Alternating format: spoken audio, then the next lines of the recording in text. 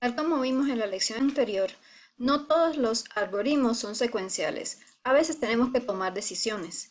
Esas decisiones en los diagramas de flujo se representan utilizando este símbolo, que es un rombo. Dentro del rombo se pone una condición. Si esa condición se cumple, es decir, si es verdadera, se hace un proceso determinado y se continúa con el procedimiento. Esta estructura condicional es llamada decisión simple, porque no se hace un proceso diferente si la condición no se cumple. Y aquí tenemos un ejemplo. Si el día es sábado, entonces voy a ir a almorzar con la abuelita. Imaginemos que sí, que el día es sábado. Por lo tanto, esta condición se cumplió, es verdadera, y yo voy a hacer este proceso que es extra al resto de mi algoritmo.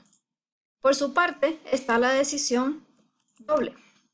Esa decisión doble se caracteriza porque si mi condición, la que está dentro del rombito, se cumple, yo voy a hacer un proceso que va a ser diferente al proceso que voy a hacer si esa condición no se cumple.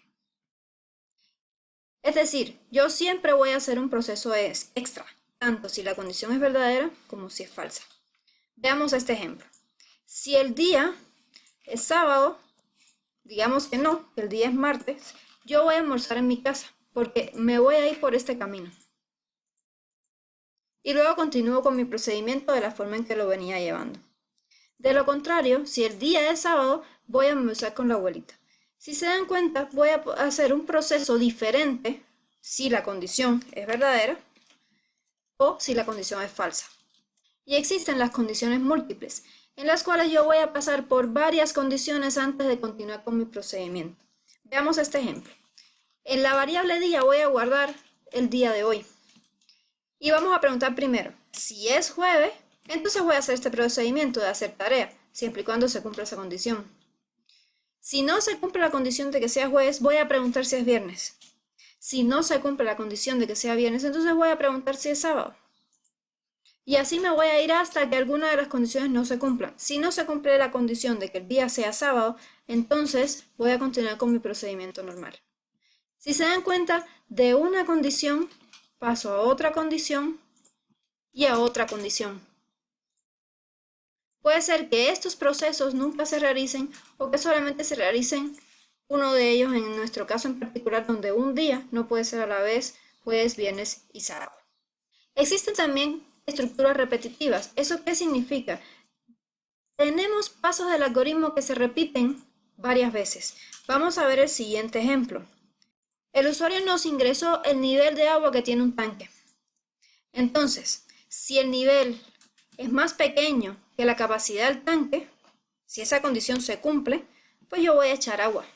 Una vez que eché agua, vuelvo a preguntar, ¿el nivel del tanque todavía es menor que la capacidad que tiene? Si es así, voy a echar agua.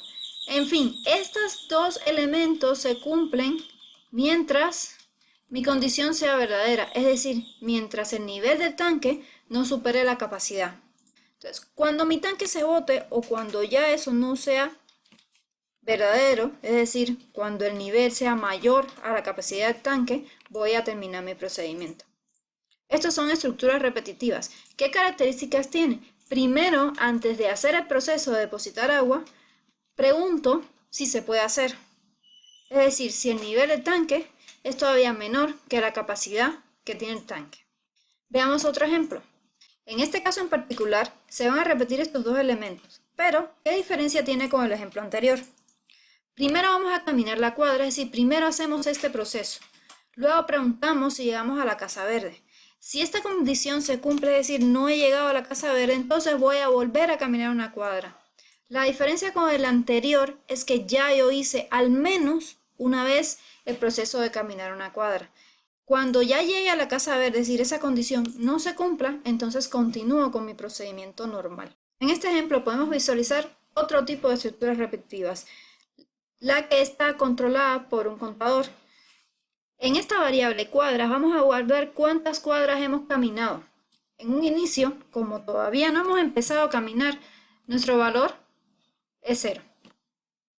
Entonces, preguntamos, ¿la cantidad de cuadras caminadas es menor o igual que 10? Si esa condición todavía se cumple, no he llegado a mi límite y por lo tanto voy a establecer en mi proceso de caminar una cuadra. Si yo caminé una cuadra, nuestra variable que indica la cantidad de cuadras que hemos avanzado se va a incrementar en 1. Es decir, ya hemos caminado al menos una cuadra.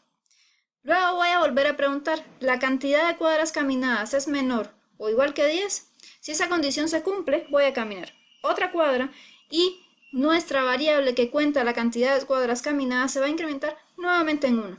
Y así voy a repetir estos dos procesos y esta condición hasta que la cantidad de cuadras que hayamos caminado sea menor o igual que el valor de 10. En este caso, estas dos instrucciones se van a hacer 10 veces.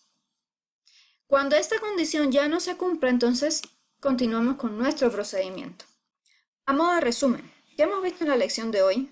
Vimos las formas que existen de representar un algoritmo, qué son los diagramas de flujo y cuáles son los componentes de estos diagramas. Los invito entonces a contestar estas 3 preguntas para recapitular lo que hemos visto durante la lección.